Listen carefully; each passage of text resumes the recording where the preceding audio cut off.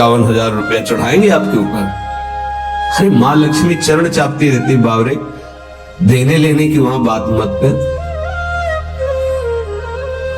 घर जाई सेवा की यहां बात हो रही है, यहां बात समझना। ये जो हम कह रहे हैं एक सेवा भगवत प्राप्ति करा देगी, ये बाहर से आए हुए नौकर की बात नहीं है जो पेमेंट पे है। ये तो उपहासास्पद बात है कि भगवान आप हमारा काम कर दो, मैं आपको ऐसा कोई, इसे सेवा न पूजा, इसे नहीं कहिए, ये उपहासास्पद बात है। आप विचार करके देखो तुम्हारी बुद्धि क्या है, इस बात पर विचार कीजिएगा। आप भगवान को हमारे क्या समझते हैं कि आप 100 ग्राम सोना, 1 किलो सोना चढ़ा देंगे, रुपया पैसा चढ़ा देंगे, भोग चढ़ा देंगे, ऐसे नहीं सोचा जाता। अनंत ब्रह्मांडों का सृजन पलक झपकते हो गया वो प्रभु है। बड़ा बढ़िया अवसर मिला है सेवा का। जब हम अपनी वस्तु मान करके प्रभु को समर्पित करते तो भी सेवा नहीं मानी जाती। जब हम सेवा करके कुछ चाहते हैं तो भी सेवा नहीं मानी जाती। ध्यान रखना, ये जो हम सेवा की बात कर रहे हैं कि एक से ही भगवत प्राप्ति, इसलिए इसकी विस्तार से बात कर रहे हैं, नहीं तो लगेगा कि केवल प्रभु के लिए, प्रभु के होके, प्रभु की प्रसन्नता के लिए सेवा हो रही है।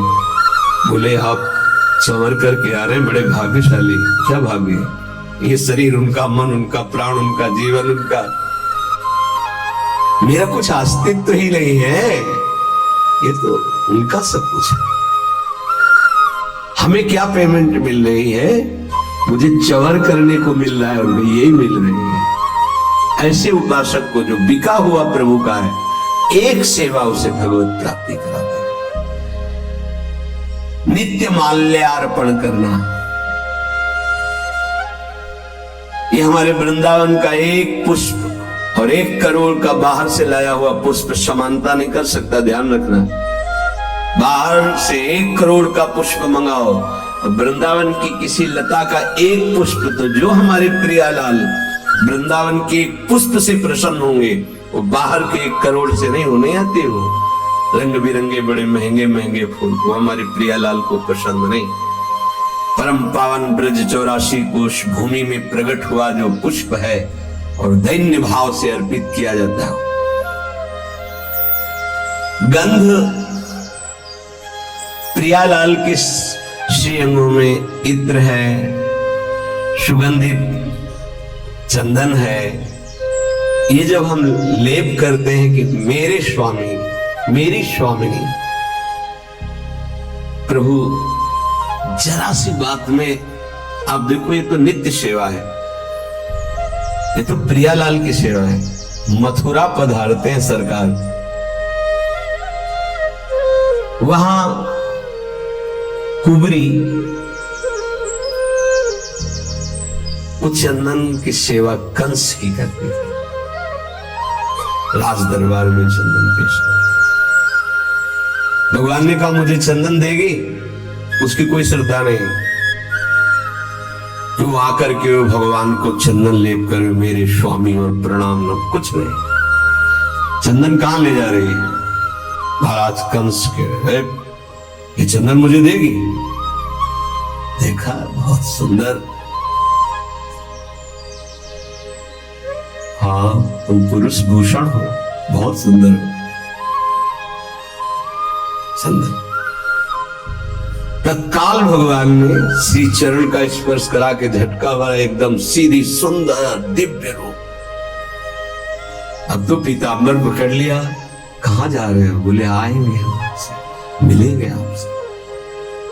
जब उद्धव जी के साथ गए तो उद्धव जी को वो सर्वाश्चर्य हो रहा था कि ये प्रभु मुनियों के ध्यान में ना आने वाले, इसको ये सौभाग्य मिला, केवल एक बार चंदन लगाने का सौभाग्य। एक दर्जी ने, अब सखाओ के जो जैसे कपड़े थे सब ऐसे वो काट करके सिल कर बिल्कुल फिट कपड़े में, कुल परंपरागत ईश्वर बढ़ता रहे और अंतिम समय मेरे धाम को आए। सुदामा नाम के माली ने माला धारण करा दी।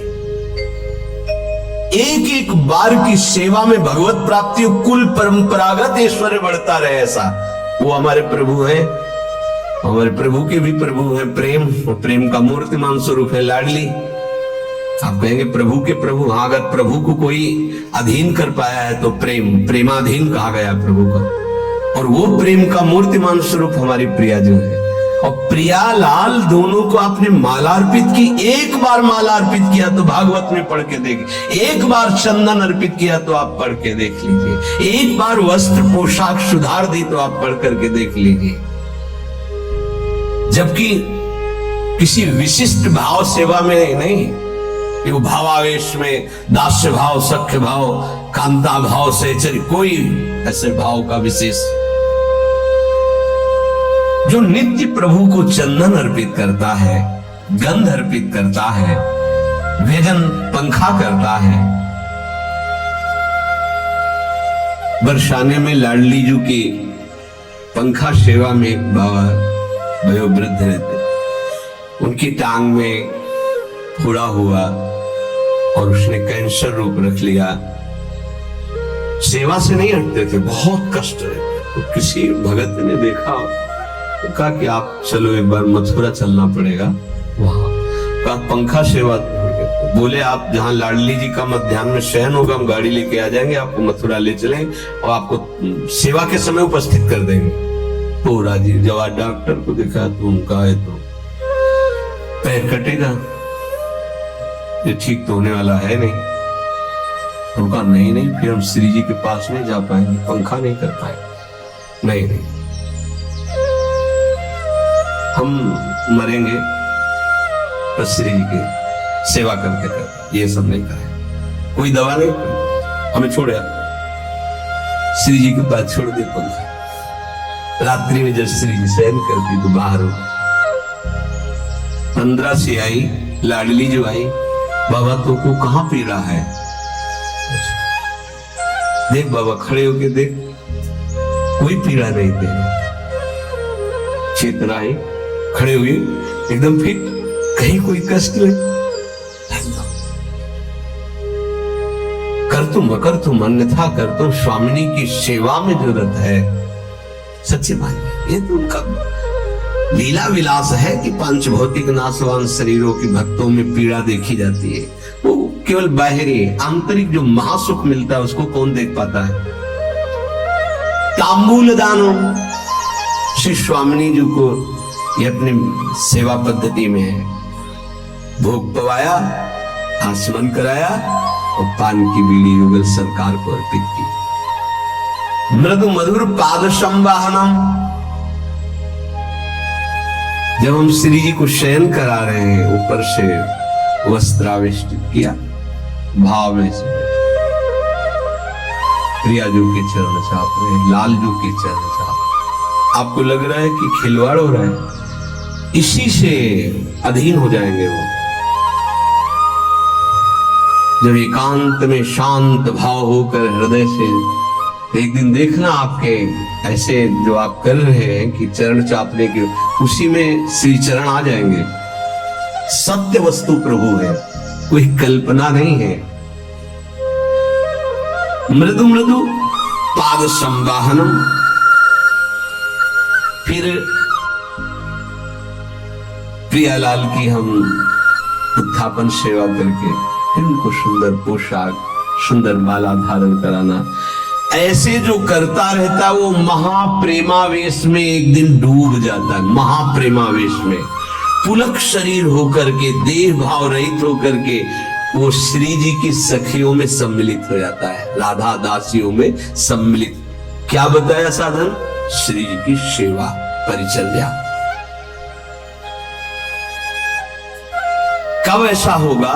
कृपा दृष्टिर्दासे हरि हरि कदा श्यान्मयी तयो रिह प्राप्यै कांतम प्रतिदिन मदस्सुर विलप भोग। ऐसा हम पर कब कृपा होगी कि मैं हे युगल सरकार आपकी दास्ता से युक्त होकर के अशुभ प्रवाह करता हुआ एकांत में, हा मेरी स्वामिनी, हा मेरे प्रीतम, विलाप करता हुआ आपकी सेवा में रहो।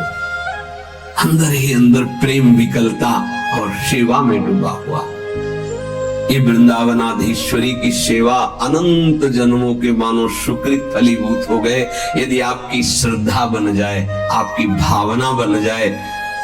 प्रायः देहाभिमान होने के कारण साधन भाव में त्याग आदि की तरफ जिसमें वाहवाही, उसमें तो रुचि साधक की हो जाएगी, पर जो श्री जी की एकांतिक परिचर्या जिसे कोई नहीं जानता, कोई तुम्हें बड़ाई नहीं, बड़ाई प्रिया प्रीतम देंगे, वहां रुचि नहीं हो पाती।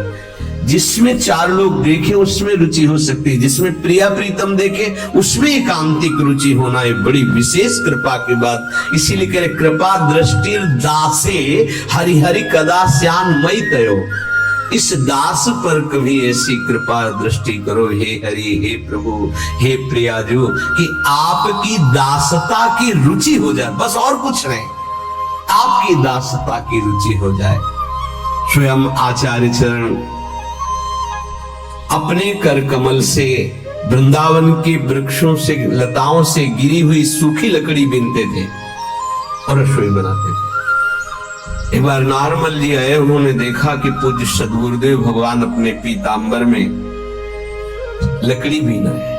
ये हम लोग जो पीत वस्त्र धारण करते हैं, ये अपनी स्वामिनी के श्री अंग कांति का भाव करके, और सदा बसंत रहे तो वृंदावन बसंती रंग, वृंदावन की शोभा, और हमारे प्रीतम पीतांबर धारण करते हैं। पूरी उपासना है, ये गुरु प्रदत्त है, कोई मनमानी नहीं कि हम पीला ऐसे मन में आया और धारण कर लिया, ऐसे नहीं। नारमल जी ने देखा कि पूज्य आचार्य चरण अपने पीतांबर में लकड़ी से, लगा मेरे गुरुदेव बहुत तो धनी मानी। उन्होंने कहा जय जय आप रहने दो ना, ये वो हम धीमर को बोल देंगे, वो बीन करके ढेर सारी लकड़ियां जमा कर देगा। महाप्रभु का होश में हुआ, क्या बोल गए? महाप्रभु के हृदय में दुख पहुंचा इस बात से। परम रसिक महापुरुषों की कृपा से मुझे मेरी स्वामिनी की सेवा मिली, और मेरी स्वामिनी की सेवा को आप धीमर से करवाने की बात करते हो। तुम शिष्य हो हमारे, जाओ मैं तुम्हारा त्याग करता हूं, आज के बाद हमारे सामने मत आना। रजोगुण लेकर वृंदावन आते हो, जानते नहीं हो। स्वामिनी की सेवा को धीमर से करवाने की बात तुमने कर दी। जब श्री जी ने स्वयं महाप्रभु जी से कहा कि इसका कोई दोष नहीं, आपके सुख के लिए कह रहा, शब्दों में त्रुटि हो गई। अगर कह देते प्रभु आप विराजिए, हम बीन करके करते, तो कहीं तक बात बहुत उचित थी, पर धीमर से करवाने की बात। जब हरिराम व्यास जी आए, महाप्रभु उस समय बटलोई चढ़ाए हुए थे श्री जी की रसोई मनिया करने के लिए। सूचना मिली कि कोई बहुत प्रकांड विद्वान दिग्विजयी पंडित ओरछा के राजा के गुरु हरिराम व्यास जी आपसे वार्ता करना चाहते हैं। पहले को आगे महाप्रभु ने बटलोई उतार के रख दी। कहा कि हम प्रश्न तो बाद में करेंगे, पर प्रभु आपने बटलोई क्यों उतार दी? बोले आपसे बात करनी है ना। बोले हाथों का काम है बात करना, हाथों से सेवा करना, मुख से बात करना, तो हाथों का काम हाथों से होने दीजिए, मुख से बात कीजिए। बोले यहां नहीं होता है, यहां नहीं होता, ये व्यवहार नहीं है, ये प्रेमोपासना है। और तत्काल एक पद की रचना जो श्रीमद् चतुरासी जी में, यह जो एक मन बहुत ठौर करे। जरा विचार कीजिएगा किस कोटि का भाव है कि हम मुख से बोल भी नहीं सकते। उस समय जिस समय हम श्री जी की रसोई, तो उसी में पूरा ध्यान मेरी प्रिया जो पाएंगी, हम उस भाव में डूबे हुए, हम तुमसे बात करते हुए ऐसे कि रसोई चढ़ी हुई है, तुझसे बात नहीं, सेवा में नहीं, हमारी प्रिया जो पाएंगे, हम भाव में भरकर डूबे हुए सी बात करें। ऐसा कब हम पर कृपा होगी? बड़ी खास बात पूज्यपाद उड़िया बाबा जी बता रहे, कल इसका बड़ा रसास्वादन हुआ। बाबा कह रहे हैं कि आप जब आचार्य परंपरा से जुड़ते हैं तो उससे विशेष लाभ ये मिलता है कि उस आचार्य परंपरा में जितने उपासना करके सिद्ध हुए महापुरुष, जब आप उनके उपास्य देव और उपासना को स्वीकार करके ईमानदारी से भजन करते हैं तो जितने सिद्ध महापुरुष उन सबकी कृपा उसको प्राप्त होती, तभी वो बहुत शीघ्र भावदेश को प्राप्त हो जाता है। ये बड़ा आनंददायक वचन मिला जब हम आचार्य परम, जैसे हम हितजो महाराज जिस आचार्य महाप्रभु हरिवंश चंद्र जी से जुड़े तो जितने परंपरा में सिद्ध महापुरुष हुए उनको वही मंत्र मिला है, वही उपासना मिली जो हमको कृपा प्रसाद से मिली। तो जब हम अपने उपास्य देव की प्रियता से राधा वल्लभ लाल जी की अपने भाव में जितना हमारे अंदर हम सेवा शुरू कर दें तो सब आचार्य परंपरा, आचार्य से लेकर परंपरागत जितने सिद्ध हैं सबकी कृपा प्राप्त होती है, जिससे वो उस महान रस को प्राप्त कर पाता है। जितने भगवत स्वरूप हो गए उन सबकी शक्ति उसकी सहायता करती उपासक की, जो आचार्य परंपरा से। इसीलिए आचार्य परंपरा से जुड़ने का बहुत बड़ा महत्व है। मनमानी भजन करने का फल है गुरुदेव की प्राप्ति जो आचार्य परंपरा से है। ये नवीन कल्पना करके जो छोटे छोटे समुदाय, यहां पूज्यपाद बाबा कह रहे हैं कि समुद्रमयी उपासना, ये कोई सरोवरमयी उपासनाएं नहीं होती कि छोटे छोटे आचार्य परंपरा से होना चाहिए। इसीलिए भगवान आचार्य रूप में अवतरित होते हैं, परंपरा प्रकाशित करते हैं। तो जहां जुड़े वो आचार्य परंपरा से जुड़े। किसी की वाक माधुरी उससे प्रभावित होकर नहीं। पहली बात, शब्द ब्रह्म का ज्ञान और पर ब्रह्म का बोध अत्यंत आवश्यक है जहां में जुड़ना है। शब्द ब्रह्म तो वो अपनी अनुभूतियां बता सकता है, पर ब्रह्म उसको अनुभूत है। अगर अनुभूत नहीं, भगवत प्राप्त नहीं, ब्रह्म बोध नहीं, तो क्या बच रहे, वो फिर पकड़ में नहीं आएगी, बात नहीं बनेगी। आचार्य परंपरा से गुरुमंत्र उपासना पद्धति करने वाले पर आचार्य परंपरा के समस्त सिद्धों का कृपा प्रसाद प्राप्त होता है। जो तुम्हें मंत्र मिले और उपासना की निष्ठा मिले उसमें पक्के हो जाओ। पक्के, किसी भी स्थिति में अपना मंत्र छूटना है ना उपासना छूटनी, ये पक्का समझ लो, तब पक्के हो जाओगे। चाहे कोई कितनी भी हमारे सामने निंदा करे, कैसी भी परिस्थिति रख दे, हम मंत्र और अपनी निष्ठा से ना डगमगाए। जैसे सप्तऋषि आकर पार्वती जी से कहते हैं कि तुम्हें महादेव जी में क्या गुण दिखाई दिया और ऐसा ऐसा, और उनकी निष्ठा, कोटि जन्म लग रगर हमारी, बरऊं शंभु न तरहूं कुमारी। और मंत्र गुरुदेव नारद, तजौ न नारद करो उपदेशु, आप कहें सत बार महेशु। दोनों बात, मंत्र निष्ठा गुरु वाक्य और उपासना निष्ठा जो इष्ट गुरुदेव ने दिए उनकी उपासना पद्धति सहित। यदि ये दो बात पक्की हो जाए तो हर समय आपकी स्वाभाविक भजन वृत्ति जागृत हो जाएगी। जब तक ये पक्की नहीं होती तभी तक अखंड भजन नहीं होता।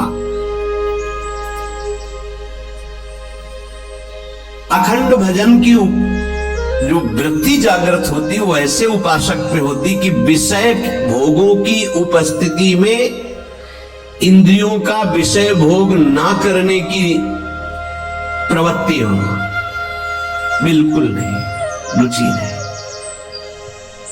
हर विषय उपस्थित हो और तुम्हारे अंदर भोगने की इच्छा ना, उसे कहते हैं भजन की वृत्ति जागृत हुई।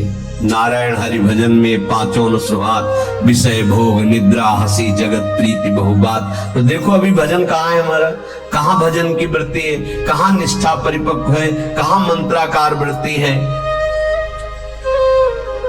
प्रभु का नाम वांछा कल्पतरु है, फिर उपासक क्यों मांग करता है, मत मांग कर। वो वांछा कल्पतरु, वो देख रहे हैं आपको जो जरूरत है वो अपने आप कर देंगे। ज्ञाने की मांगने की बिल्कुल जरूरत नहीं। वो कोई अल्पज्ञ तो है नहीं कि हम अपनी बात नहीं कहेंगे तो सुन नहीं पाएंगे, देख नहीं पाएंगे, हम नहीं मांगेंगे तो जान नहीं पाएंगे। नहीं, सर्वज्ञ है, सर्वत्र है, सर्वशक्तिमान है, उनका विधान परम मंगलमय है। अगर वांछा करनी, आशा करनी तो एक ही बात की करो कि आप मिल जाओ। आप मिल गए तो सब मिल गया। अखिल कोटि ब्रह्मांडों का स्वामी मेरा हो गया तो सब ब्रह्मांड की वैभव संपत्ति भी तो मेरी हो गई। अब सही पूछो तो इच्छा ही खत्म हो जाती है। भगवदानंद का स्मरण होते ही न सोचती न कांक्षती, कोई चाह नहीं, कोई इच्छा नहीं, कोई शोक नहीं। उपासक की सबसे बड़ी उपलब्धि है उपासना में ये मिलती है कि सतत स्मरण किसका चल रहा है ये देखना है। अगर आपका सतत स्मरण भगवान का चल रहा है तो आप भगवान के उपासक हो, प्रियालाल के तो प्रियालाल का, और भोगों का तो भोगों के उपासक हो, भेष कोई भी हो। देखो, एक बात अंदर से समझनी है कि ये वाहवाही उपासना का फल नहीं है, नहीं है। यहां की स्थिति उपासना का फल है, बाहर की नहीं, प्रकृति राज्य नहीं है ये भागवतिक है। उपासना की सिद्धि यहां देखी जाती है, यहां नहीं देखी जाती, बाहर अंतर देखी जाती है। अंतर में स्थिति क्या है? निरंतर भगवदाकार, मान अपमान निंदा स्तुति आदि में सम स्थिति ठीक है। ये बाहर की तो इसका क्या भरोसा? परिवर्तनशील संसार, परिवर्तनशील शरीर, क्या भरोसा है इसका? ये टिकाऊ चीज नहीं है कि मान लिया कि जीवन में हमारे साधना और भजन का फल हुआ कि हमारा नाम हो गया। ये अज्ञान की वृत्ति है, ये साधना की वृत्ति नहीं है, ये उपासक की वृत्ति नहीं है, ये जिज्ञासु या ज्ञानी की वृत्ति नहीं है, ये घोर अज्ञान की वृत्ति है। चार अल्पज्ञ पुरुषों के द्वारा दिया गया सम्मान और उससे हम ये मान ले कि हम महान हो गए, ये अल्पज्ञता ही है, अज्ञान ही है। स्नेह भरा निरंतर स्मरण उपासक की उपासना की परिपक्व अवस्था है। ये बहुत बचना चाहिए सम्मान से, लोकप्रियता से, लोक रिझावे से। इसका कोई अस्तित्व नहीं है, कोई अस्तित्व नहीं है। आपको लगता है कुछ तो है, कुछ नहीं है। जैसे लगता है कि 100 लोग तो प्रणाम करें, कुछ तो है, बिल्कुल नहीं हो सकता, कुछ नहीं हो सकता। ऐसा भी हो सकता है कितने हजार की भीड़ लगती है फिल्म वाले जो बना होता, क्या थिएटर कहते, कितने हजार, क्या होता है उसमें, कितने हजार लोगों को आप देखो, दिन भर वहां आना जाना लोगों का चलता रहता है, 3 घंटे का शो चलता है, हजारों लोग होते, क्या होता है? कुछ नहीं, झूठे पे झूठा। तो हजारों लोग मानसिक बुद्धिमान तो है ही, वहां है तो कुछ तो होगा, कुछ नहीं। व्यर्थ का पैसा, व्यर्थ का समय, व्यर्थ का चिंतन, व्यर्थ की लीला, उसमें राजी है। तो 100 लोग हमें प्रणाम कर दिए, नमस्कार कर दिए, हम मान लिए हम कुछ हो गए, कुछ नहीं है, कुछ नहीं, कुछ नहीं, जीरो। बोले बड़ा यश है, जब तक पुण्य है तब तक है, पुण्य खत्म तो अपने आप समझ में आ जाएगा क्या हो। स्थिति पुण्य और प्रभाव, सम्मान, मान, इनसे नहीं होती। 4 लोग जान भी नहीं सकते, बगल से निकल जाए सिद्ध महापुरुष, उनको पता थोड़ी चलेगा। कभी सम्मान और प्रियता को अपनी साधना की स्थिति न समझ ले। साधना की स्थिति स्नेह भरा आराध्य देव का स्मरण और द्वंद्वों में समता, ये प्राप्त हुआ तो साधना का फल मिला। ये सब नहीं, कुछ नहीं भाई, कुछ नहीं। जैसा कह रहे विश्वास करो, कुछ नहीं। चमड़ी और दमड़ी का चमत्कार, पुण्य उसका चमत्कार। चमत्कार यहाँ का, सिद्ध महापुरुषों का यहाँ का होता है, हृदय का। लौट कर अपने हृदय में देखो, सम्मान सुख दे रहा है, हाँ। अपमान बुरा लग रहा है, हाँ। कुछ नहीं मिला आपको, अध्यात्म का कुछ नहीं मिला, ये तुम्हारे पुण्यों का है खेल। तुम्हारे लिए संसार में कोई निंदा का पात्र है? बोले हाँ है। कोई प्रशंसा का पात्र है? हाँ। कुछ नहीं हुआ तुम्हें, कोई ज्ञान नहीं है, कोई तुम्हारे अंदर अध्यात्म नहीं जागृत हुआ। अगर निंदा की जाती तो इस शरीर की, निंदा की जाती तो मन और इंद्रियों की जो विषयगामी है, प्रशंसा की जाती तो सत्य सच्चिदानंद भगवान में स्थिति की। बस, और तो चराचर जगत भ्रम में भटक रहा है, इसकी क्या निंदा। ये सब भगवत स्वरूप खेल हो रहा त्रिगुण माया का। मनुष्य शरीर बहुत मलिन है, इससे एक ही उज्ज्वलता है भगवत प्राप्ति। सबसे बड़ा लाभ है मनुष्य शरीर का भगवत प्राप्ति। ये नहीं हुआ तो बहुत ही गंदा है, कुछ नहीं। भगवत भजन होके भगवत प्राप्ति नहीं हुई तो इस शरीर की दुर्लभता जो वर्णन की गई है वो भोगों के लिए नहीं है। जब उपासक उपासना में लगता है तो उसको विघ्न डालने के लिए सबसे बड़ा शत्रु खड़ा होता है, जिसका नाम अहंकार है, अभिमान। जहां अभिमान हुआ तो उसका परिचय है कि आप में अभिमान है कि नहीं। जब दूसरों में दोष दर्शन होने लगे तो आप में गुणाभिमान हो चुका है, इसीलिए दूसरों में दोष दर्शन होते हैं। दोष दर्शन करने वाला निंदा करके ही रहेगा, वो दूसरे की निंदा करेगा, दूसरे का अपमान करेगा। उपासना सबसे छोटा बनना सिखाती है, और वो अपने को गुणी मानकर जब दूसरों की निंदा करता है तो उपासना में किया कराया सारा तप सुकृत नष्ट हो जाता है। बहुत ध्यान से इसे सत्संग कहते हैं, जो सत से संग करा दे। उपासक उपासना में देखता रहे कि कहीं किसी बात का अहंकार तो नहीं है, अभिमान तो नहीं बढ़ रहा। वो उसका परिचय यही है, आप निंदा करो या न करो, दूसरों को देख के यदि दोष दर्शन होने लगे तो अपने में गुणाभिमान जागृत हो गया और वो आपको गिराएगा, पक्का गिराएगा। बहुत सावधानी की जरूरत है। तुमको ये नहीं देखना क्या सत्य है क्या असत्य है, तुमको तर्क में नहीं फंसना। तुम्हें जो गुरुजी ने उपासना दी वो परम सत्य है, उसी में चित्त को समर्पित कर दो। जो